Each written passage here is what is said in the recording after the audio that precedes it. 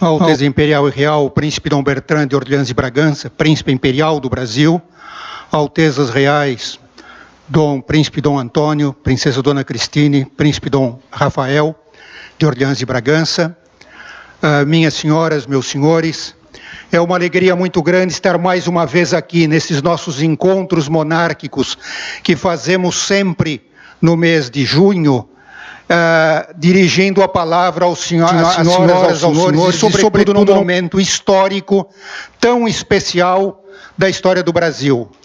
O príncipe Dom Rafael perguntou no início da fala como é que fica o nosso movimento, como fica a nossa causa, como ficam as coisas depois dos acontecimentos desses últimos dias. E é uma pergunta inteiramente cabível, uma pergunta inteiramente propositada, e, de certa forma, o que eu vou falar constitui uma tentativa de início de resposta à pergunta que levantou o príncipe Dom Rafael. De certa forma, será isso. Eu vou falar de um documento antigo. Eu vou falar de um documento que tem 30 anos, mas é um documento de uma atualidade tal que parece ter sido escrito há 30 anos por alguém que tinha luzes sobre o futuro. Parecia alguém que estava em pleno conhecimento da política brasileira de junho de 2017. É uma coisa impressionante o que essa carta, bem analisada, revela. O professor Luiz Augusto da Silva Franco providenciou e está fazendo distribuir na sala um exemplar desse documento. Não será possível, naturalmente, nós lermos o documento inteiro e saborearmos o documento inteiro como ele mereceria ser saboreado. Ele é uma obra de literatura, ele é uma obra exemplar, uma obra-prima de acuidade política, de senso de oportunidade, senso de dever histórico. É um texto que, se não fosse parecer retórica a afirmação, seria para ser lido de joelhos. De tal maneira, isso exprime aquilo que o Brasil tem de mais sagrado e mais elevado. Bom, eu vejo aqui na nossa sala pessoas de gerações muito diversas. Eu vejo desde antigos monarquistas que participaram dessa luta há 30 anos. Vejo aqui o doutor José Guilherme Beccari, lembra-se de tantas coisas que se fazia naquele tempo, e muitos outros, enfim, que viveram, lutaram, vivenciaram aqueles tempos. E vejo também muitos jovens, alguns tão jovens que talvez nem fossem nascidos naquela ocasião. Mas o que estava me chamando a atenção aqui, enquanto eu observava os preparativos do início da nossa sessão, e já antes disso, no almoço aqui no hotel, aqui na frente, era a naturalidade com que novos e antigos se conjugam, trocam ideias, conversam. Em qualquer ambiente, seja político, seja cultural, seja social, em que há pessoas de gerações muito diversas, o que acontece normalmente? Ficam os antigos conversando entre si, remoendo saudades de tempos melhores, às vezes remoendo mágoas de tempos passados, e os jovens ficam à parte nas suas rodas, entretendo-se entre si. E são comportamentos estanques, os antigos e os novos. E o que me chamou a atenção é que aqui nós, monarquistas, damos um exemplo exatamente o contrário. De tal maneira existe uma continuidade histórica no nosso ideal, que os novos vão se inserindo dentro da tradição dos mais antigos e com tanta naturalidade que há uma simbiose perfeita. Todos se sentem bem. Os jovens respeitam os antigos, mas, por assim dizer, entram dentro da tradição deles e se sentem integrados a ela. E os antigos, por sua vez, se beneficiam com o dinamismo, com o idealismo, com a capacidade de realização dos jovens, porque, afinal de contas, são os jovens que têm o futuro. Agora, essa continuidade histórica ao longo das gerações é uma coisa muito bonita e que aqui, nesta nossa sala, do ponto de vista psicológico, nos oferece um exemplo tão vivo e tão agradável, tão prazeroso de ser contemplado. Isto é o contrário das repúblicas. Porque o que é uma república? A república é um sistema em que, de 4 em 4 anos, ocorre uma ruptura. Uma ruptura é como um osso que é fraturado. O que é uma eleição, senão uma imensa fratura que rompe o país de alto a baixo, em 2 partes, quando não em mais do que 2. Fraturas cominativas, diriam os médicos, mas é o que acontece a cada eleição. Isso, num sistema monárquico, não acontece. E justamente o elo, que esse fio que ao longo das gerações mantém a unidade e, portanto, a continuidade, é a família imperial. E é uma verdadeira maravilha, é um consolo para nós monarquistas podermos ver, por exemplo, uma mesa como esta está composta, em que nós temos o passado em todos, nós temos o presente em Dom Luís, em parte em Dom Antônio, a princesa, e o futuro em Dom Rafael. Isto é algo que a nós, monarquistas, nos dá uma alegria que não há preço algum na terra que pague. Ter esperanças numa família como nós estamos tendo, como nós estamos vendo, como nós estamos admirando. Bom, eu devo falar da carta aos constituintes. Confesso que não é fácil, porque eu vou ter que tratar de um assunto que os mais antigos conhecem bem, dominam bem. Para os mais novos, talvez haja elementos de grande utilidade. Eu vou tratar do assunto e espero que uns e outros, de alguma forma, aproveitem.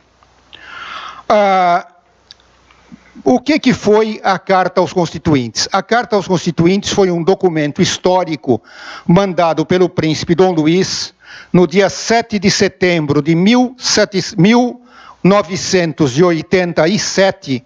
Portanto, se os meus cálculos não erram, vão se completar 30 anos, daqui a 88 dias, menos de 3 meses, foi mandada a todos os constituintes brasileiros. Eram os senadores e os deputados reunidos em assembleia plenária, Assembleia Nacional Constituinte. Essa assembleia se reuniu em fevereiro ou março, não recordo bem, de 1987. Seus trabalhos se prolongaram por 1 ano e meio, e ela foi concluir os trabalhos em outubro de 1988, quando promulgou a Constituição atualmente em vigor, que já foi chamada de a Constituição Cidadã. Essa Constituição, nesses 30 anos, já sofreu, que eu saiba, 95 emendas. Quer dizer, uma Constituição que já foi, perdoem enfim, o prosaísmo da imagem, foi muito remendada. Não foram emendas, foram remendos, é uma coisa diferente. Mas o fato é que essa Constituição, que há 30 anos vem regendo, ou como lei magna, os destinos da República Brasileira, hoje, mais do que nunca, revela os seus efeitos deletérios. Quer dizer, nós estamos vendo o Brasil atual chegado a um nível que era muito difícil há 5, 10 ou 15 anos, algum analista político que não fosse um sonhador e que tivesse os pés no chão, imaginar que pudéssemos chegar tão baixo. Dom Rafael fez algumas alusões a fatos recentes, eu não vou me estender sobre isso. Sei que no período da manhã o Dr. José Carlos Sepúlveda tratou da Constituinte de 1988, da Constituição, e suponho que tenha feito alguma análise sobre ela e sobre as consequências que ela trouxe para o Brasil nos últimos 30 anos, mas eu vou falar um pouquinho de como foi a interferência de Dom Luiz naquela situação. Vamos contextualizar um pouco o Brasil e o mundo. O Brasil estava saindo de um longo período do regime militar. 1985 foi eleito o primeiro civil depois de 21 anos de sucessivas presidências ocupadas por militares. Em 1985, é isso? É isso? Isso, 85. Em 87 foi convocada a Constituinte, começou seus trabalhos em março de 87, e nós estávamos vivendo ainda na euforia do período, os mais antigos se lembrarão disso, se chamava da abertura. Era um momento em que voltavam para o Brasil antigos exilados políticos. Era um momento em que parecia, a quem acompanhasse o noticiário da mídia, os noticiários televisivos, parecia um momento em que o Brasil estava, afinal, ingressando numa idade de ouro da sua história. Tudo parecia promissor para o Brasil. Qual era a situação internacional nesse momento? Nós estávamos nos últimos lampejos da Guerra Fria. A União Soviética estava já dando os primeiros sinais de um edifício inteiramente rachado que está caminhando a passos largos para a sua implosão. No entanto, aqui no Brasil, como sabem as senhoras, os senhores, acredito que aqui haja vários professores universitários e sabem que especialmente os nossos meios acadêmicos universitários no Brasil são sempre 20 ou 30 anos atrasados em relação às grandes tendências do mundo, na Europa, Estados Unidos, etc. O Brasil ainda parecia acreditar, pelo menos essas equipes dirigentes pareciam acreditar, que o regime do futuro seria o socialismo.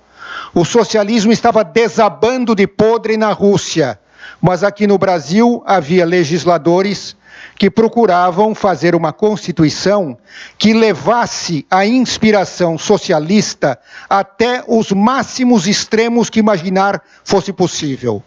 Esse foi o espírito que presidiu a Constituição de 1988 e que conduziu o Brasil à situação atual. Qual foi a interferência de Dom Luiz? Dom Luiz, quando assumiu a chefia da Casa Imperial em 1981, pelo falecimento do saudoso príncipe Dom Pedro Henrique de Orleans e Bragança, Dom Luiz começou a tentar fazer germinar as sementes que Dom Pedro Henrique, em tempos muito difíceis e com muita sabedoria, tinha semeado ao longo da vida. Dom Luiz organizou o seu secretariado. Dom Luiz, muito auxiliado pelo príncipe Dom Bertrand, organizou, enfim, incentivou a criação da juventude monárquica. Muitos outros contatos antigos da família imperial de todo o Brasil foram revalorizados, foram contatos antigos. As mensagens de Natal de Dom Luiz, ano a ano, foram marcando presença e se fazendo sentir no que os brasileiros monarquistas tinham de melhor. Enfim, foi preparando um clima tal que o movimento monárquico estava para sair da toca, digamos assim. Estava num momento em que poderia, no âmbito público, dar sinal de si e começar uma atuação mais desenvolvida, mais sistemática. Mas havia o obstáculo da cláusula pétrea. A cláusula pétrea que pesava sobre os monarquistas brasileiros desde 1890 e já antes de existir, era precedida pelo famoso decreto Rolha, que tinha o mesmo efeito concreto. A causa monárquica estava literalmente fora da lei na República Brasileira. E qualquer atividade que os monarquistas, nos tempos novos, desenvolvessem sob a alta direção de Dom Luiz, se tivesse qualquer possibilidade de sucesso, era claro que cairia em cima, com todo o rigor legal, a cobrança da observância à cláusula pétrea. Isto era evidente. Enquanto a causa monárquica se resignasse a ser um cenáculo de saudosistas sem nenhum perigo para a República, ela era tolerada. Mas a partir do momento em que, pela sua atuação, pela capacidade de irradiação, de conquista de novos membros, ela representasse um perigo, era claro que aquela espada de Damocles que pendia sobre a cabeça do movimento monárquico romperia o seu fio e a espada cairia. Então, era preciso, terminantemente, afastar a cláusula pétrea. Agora, a cláusula pétrea não se explicava, sobretudo no contexto político brasileiro, que era o da abertura. Era uma coisa ilógica. Se o Brasil estava abrindo suas portas e permitindo que ingressassem na vida política e que depois até conquistassem o governo federal, antigos guerrilheiros, antigas pessoas de esquerda, por que os ordeiros e patrióticos monarquistas continuavam fora da lei? Esse argumento, bem formulado, na hora certa, pela pessoa certa, diante do público certo, poderia modificar profundamente a situação. E foi isto exatamente que a carta do príncipe Dom Luís, de um modo muito oportuno, fez, e no dia 7 de setembro de 1987. A carta do príncipe tem 3 partes. Como eu disse às senhoras, aos senhores, não vai ser possível lermos tudo. Vamos ler só alguns parágrafos que nos permitam saborear um pouco, sentir um pouco a beleza do estilo, a elevação. A carta do príncipe Dom Luís, ela tinha uma primeira parte em que Dom Luís rememorava aos constituintes, portanto, a pessoas que se podia presumir que estavam cheias, repletas de preconceitos antimonárquicos, rememorava o papel histórico da família imperial desde 1889 e mostrava que Dom Pedro II, nos 2 ou 3 anos que ainda viveu depois da proclamação da República, a princesa Isabel, durante 30 anos, o Conde de, o príncipe perfeito Dom Luís, depois Dom Pedro Henrique, todos esses haviam, ao longo das gerações, sempre timbrado em exercer uma atuação de presença muito eficaz na sociedade brasileira, mas uma ação pacífica. Nunca haviam, de forma alguma, favorecido ou prestigiado qualquer tipo de atividade que fosse contrária à lei, que fosse um apelo às armas, à violência, a uma revolução armada. Nunca esteve no programa da família imperial do Brasil fazer o que fizeram os republicanos do dia 15 de novembro de 1889. Nunca. Mas esses fatos todos, Dom Luís foi recordando com uma linguagem elevada, bonita. Do ponto de vista literário, eu já fiz esta carta ser analisada por professores de literatura, professores de português, e todos ficam encantados com a alta beleza literária do texto, para nós pegarmos apenas um aspecto deles. Bom, não vamos ler tudo, vamos partir, se eu peço que as senhoras e os senhores peguem o item 2 romano, meu consequente apelo aos senhores constituintes. Esse é o tema, aqui começam a segunda e depois vem a terceira parte da carta. Na segunda parte da carta, Dom Luís procura levantar as considerações, as atenções dos constituintes para os altos problemas internacionais que o mundo estava vivendo naquela altura. E procura, com jeito, aconselhar, e esse é o papel de um chefe de casa, aconselhar os constituintes a não se deixarem levar, não se deixarem embair pelas utopias igualitárias. que poderiam conduzir o Brasil ao rumo que infelizmente conduziram nos últimos 30 anos.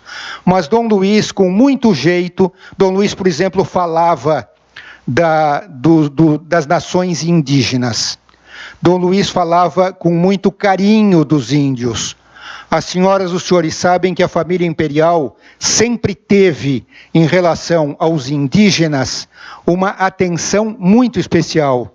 Houve uma ocasião que Dom Pedro II, houve um problema qualquer em Mato Grosso e estava sendo votada uma lei que iria prejudicar a tribo dos Guaicurus.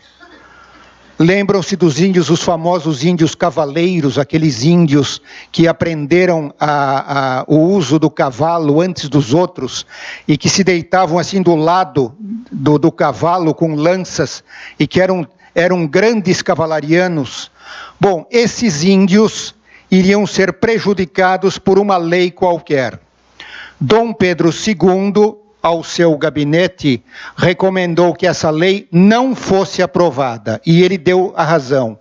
Nós temos uma razão histórica de gratidão em relação a essa tribo, porque houve um momento em que dependeu de um cacique guaicuru que o Mato Grosso fosse brasileiro e não fosse espanhol, e depois argentino ou paraguaio. E se esse cacique, nessa hora, foi fiel ao Brasil, o Brasil não tem o direito de fazer uma felonia em relação a essa tribo. Quer dizer, eu conto esse pequeno fato para as senhoras e os senhores verem o carinho da família imperial em relação aos índios.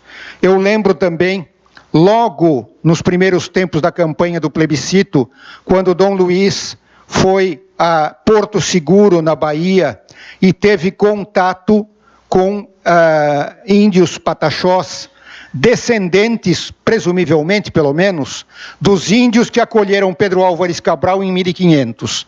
E Dom Luiz foi fotografado no meio de índios. Dom Luiz, muito digno, com o traje que sempre usa, um paletó, gravata muito composto como sempre, no meio de índios com os seus cocares, com os seus, enfim, com as suas vestimentas, a sua indumentária. E para quem é brasileiro, aquilo era comovedor, porque a gente via que dentro da harmonia da monarquia, era perfeitamente possível haver uma conjugação harmônica entre aqueles dois Brasis. O Brasil dos índios pataxós e o Brasil da família imperial. Bom, mas na Constituinte, o problema indígena foi reapresentado, mas foi apresentado com tinturas demagógicas, foi apresentado com tinturas influenciadas por escolas antropológicas, estruturalistas e outras. E o efeito é que entrou na Constituição brasileira uma expressão extremamente perigosa.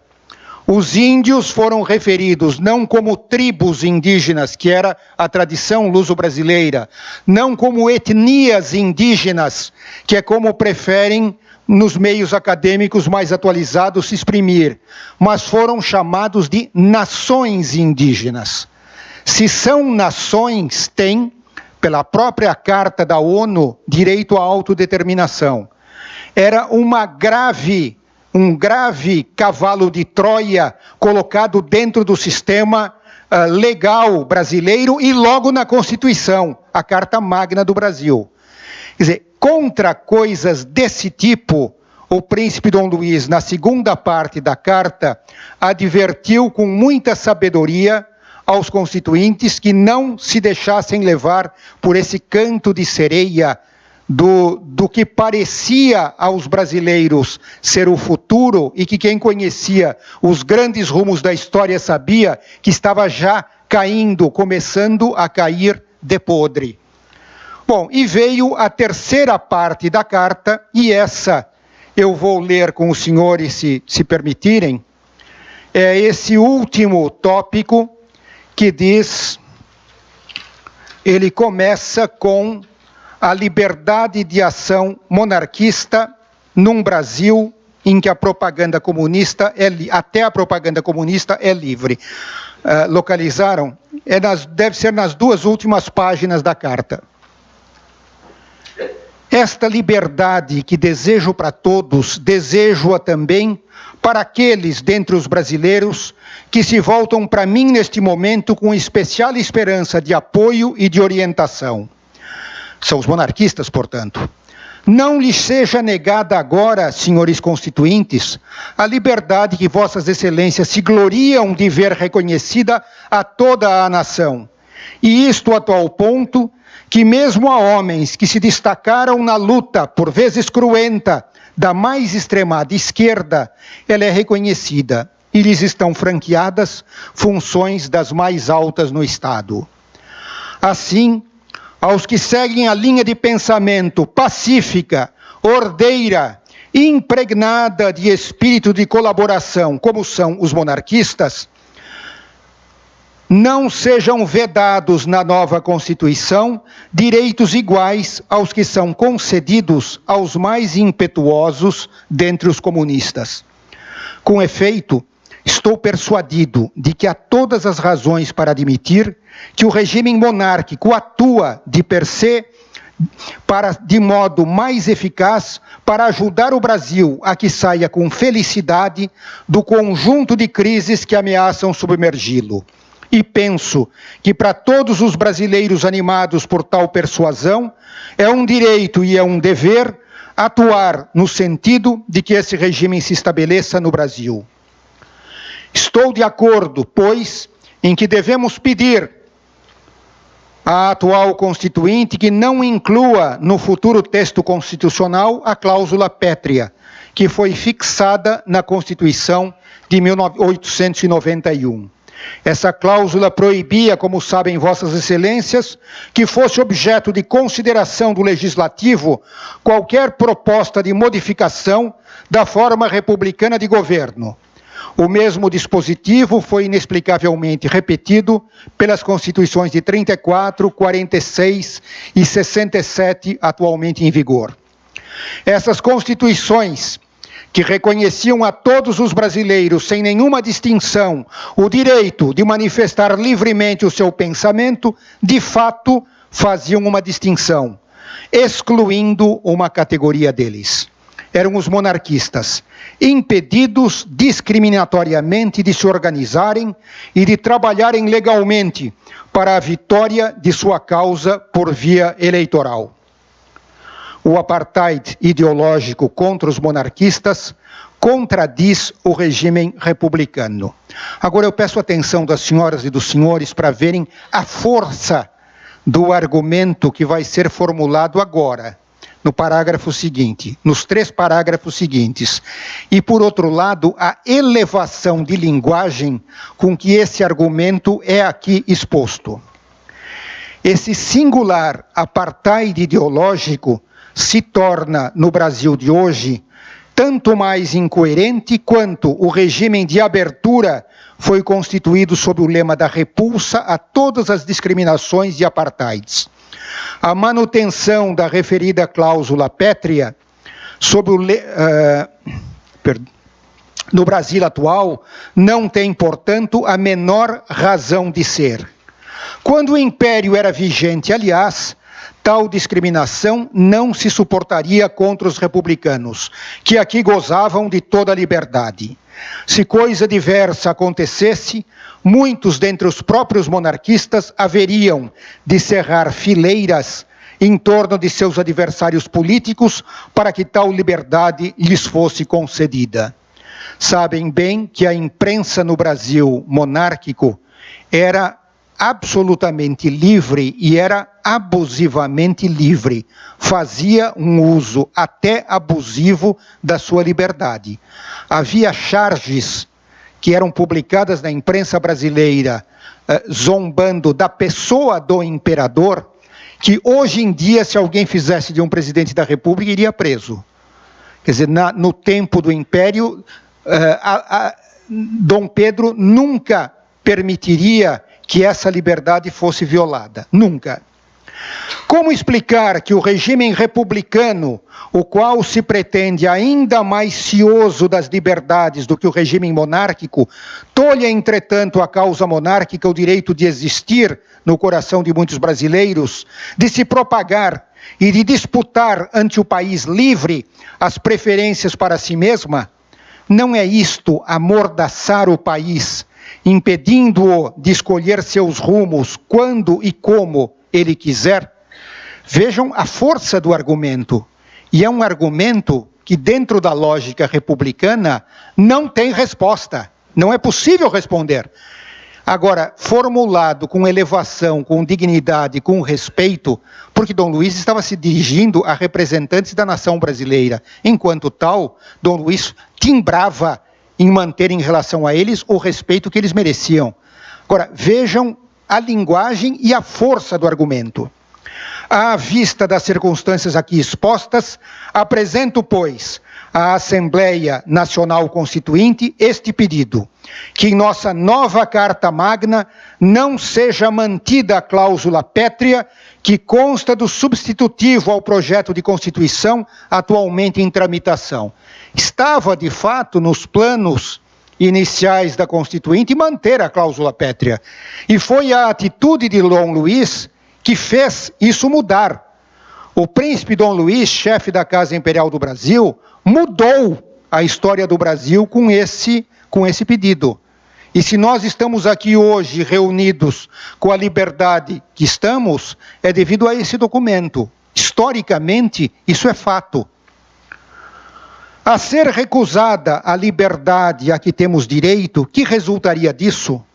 Para os próprios republicanos, apenas desprestígio aos olhos da opinião mundial. Pois ficaria patente que, decorrido quase um século da proclamação da República, esta última ainda não sente arraigo popular suficiente para ser coerente consigo mesma e enfrentar sem apreensões a oposição monárquica. O que a mostraria consciente de que esse espírito monárquico ainda lateja no fundo do coração de incontáveis brasileiros. Por outro lado, a inocuidade da aludida discriminação se revela pelo próprio fato de que no ano de 1987, quase nos umbrais do século XXI, ainda a solução monárquica se apresenta à Constituinte como uma eventualidade para a qual olha com esperança ou com uma interrogação carregada de simpatia um crescente número de brasileiros. Não prova isso mais do que qualquer outro argumento o quanto foi contraproducente aquela medida de rigor. Por que mantê-la então? Vem a força da argumentação. Quer dizer, do ponto de vista republicano, não é possível responder de outra forma. Não é possível.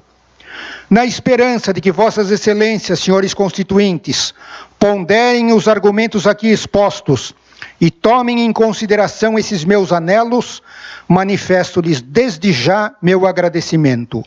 Incontáveis brasileiros, monarquistas ou não compreenderiam da parte de vossas excelências outra atitude.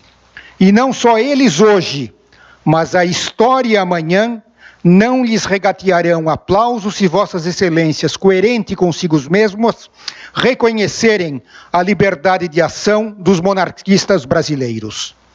Peço a Deus que ilumine os senhores constituintes para que dotem nosso país de uma Constituição realmente condizente com os sagrados direitos e os altos interesses da nossa pátria. Luiz de Orleans e Bragança.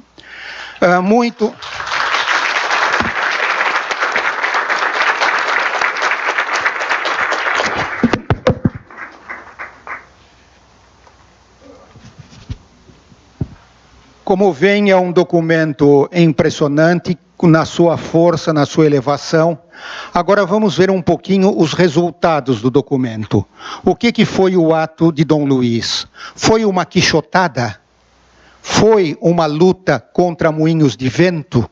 Foi como se diz em francês, un beau geste, um gesto bonito, mas sem maior alcance? ou foi algo que marcou decididamente a história do Brasil? Eu concluo a minha fala respondendo a essa pergunta e, de certa forma, voltando ao ponto inicial levantado pelo príncipe Dom Rafael. E agora? Como é que ficam as coisas? É para aí que vamos agora nesta parte final da minha fala. A carta de Dom Luís fazia, depois da recordação inicial da história da família, tinha uma parte em que Dom Luís pedia formalmente aos constituintes que não levassem o Brasil pelas vias do socialismo. E a terceira parte, que era a da cláusula pétrea. No tocante à cláusula pétrea, o sucesso de Dom Luís foi total. A cláusula pétrea foi rejeitada, eu tenho aqui os números, não sei se eu vou encontrar facilmente. A cláusula pétrea foi rejeitada por... No dia 17 de março de 1988, o plenário da Assembleia se pronunciou sobre a cláusula pétrea. 366 votos foram dados contra a cláusula pétrea. Apenas 29 a favor e 5 constituintes preferiram se abster de votar. Esses 29 a favor foram os votos que naquele momento dos representantes de um partido, não sei se as senhoras, os senhores já ouviram falar desse partido, Partido dos Trabalhadores, PT. E um dos deputados que votou para que continuasse a cláusula pétrea no Brasil foi o deputado constituinte Luiz Inácio Lula da Silva. Ele votou para que continuasse. Bom, votaram contra a cláusula pétrea até mesmo vários deputados comunistas. E o príncipe Dom Luís, com muita fidalguia, com muita elevação, fez questão de mandar um telegrama de congratulações aos deputados comunistas que votaram contra a cláusula pétrea, reconhecendo que, embora situados numa posição ideológica muito diferente, eram homens lógicos que tinham procedido com retidão e tinham votado de acordo com sua consciência. E o príncipe Dom Luís fez questão de, nominalmente, a cada um deles, mandou uma mensagem de congratulações, de cumprimentos. E no tocante à parte, vamos dizer, ideológica da Constituinte, nesse ponto, os conselhos que Dom Luís deu foram olimpicamente ignorados. Os conselhos que Dom Luís deu foram exatamente o contrário do que a Constituição fez. A Constituição, ponto por ponto, fez exatamente o contrário do que Dom Luís, com a sua autoridade de chefe de casa, recomendou que fizesse. Então eu pergunto às senhoras, eu pergunto aos senhores, de que adiantou Dom Luís ter falado o que falou? Teve alguma vantagem? O fato de Dom Luís ter se manifestado com tanta franqueza, de um modo tão categórico, sabendo, e Dom Luís sabia, que provavelmente aquilo não seria tomado a sério. Por que Dom Luís fez isso? Dom Luís foi um Dom Quixote? Ou Dom Luís foi um homem que via a história de um ângulo diferente do nosso e estava nesse patamar mais alto, realizando um ato sublime? Com a resposta a essa pergunta, eu encerro a minha fala. Dom Luís não é um político. Os políticos, normalmente, são pessoas imediatistas. Um político, normalmente, pensa no quê? Na próxima eleição. Então, todas as considerações do político são feitas em função dos votos que ele tem ou que acha que vai ter na próxima eleição. Entre os políticos, há uma minoria muito, muito, muito pequena, que são os estadistas. Os estadistas são o que há de melhor destilado na classe política. E qual é o papel dos estadistas? Os estadistas têm uma visão mais longa. Eles já pensam no futuro e, às vezes, têm até mesmo a rara capacidade, coragem de enfrentar a impopularidade e sacrificar a sua carreira política para preservar o interesse, não da próxima eleição, mas das décadas seguintes. Há casos, na história há casos, são raros, mas existem.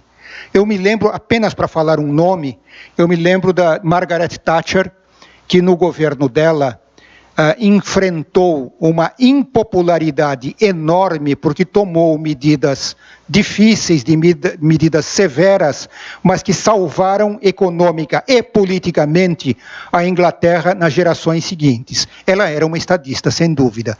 Existem estadistas, são raros, mas existem. Agora, Dom Luís é muito mais do que um político e muito mais do que um estadista. Dom Luís é um príncipe legítimo. Ele tem uma envergadura e uma carga simbólica de quem não pensa só nas próximas gerações, mas vê uma nação, contempla uma nação com a perspectiva histórica. Dom Luís fala legitimamente em nome do passado, porque ele é um continuador daquele passado, é um chefe de casa legítimo, representante de todas aquelas glórias e de todos aqueles feitos do passado. Dom Luís está no presente, e ele se dirigia aos homens do tempo dele. Portanto, essa carta, quando foi mandada, era perfeitamente atual. E Dom Luís, como príncipe, podia prever os grandes rumos da história numa perspectiva atemporal, porque o principado legítimo é algo que transcende o tempo, transcende as eras, transcende as gerações, é algo que de alguma forma já toca na eternidade. Agora, Dom Luís mandando essa carta hoje, e aqui eu volto ao que levantou Dom Rafael, 30 anos depois, nós vemos que se Dom Luís tivesse sido seguido, hoje nós não estaríamos como estamos. Agora, por outro lado, hoje nós podemos dizer isso. E nós podemos dizer, se tivessem seguido o legítimo chefe da Casa Imperial do Brasil, o Brasil teria trilhado outros caminhos. Não teria trilhado os descaminhos que infelizmente trilhou. Isto não é o que eu tinha a dizer, recordando 30 anos desse fato histórico. Não sei, príncipe Dom Bertrand, se Dom Bertrand acha que eu omiti alguma coisa que deveria ter lembrado, se Dom Antônio que acha, não sei se as senhoras, os senhores, alguém quiser fazer alguma pergunta, algum comentário, eu estou inteiramente à disposição. Se não, só me resta recomendar que levem para suas casas e saboreiem esse documento e o guardem com muito carinho, com muito cuidado, porque no futuro a história do Brasil não poderá ser escrita sem que isto seja tomado na devida consideração. Muito obrigado.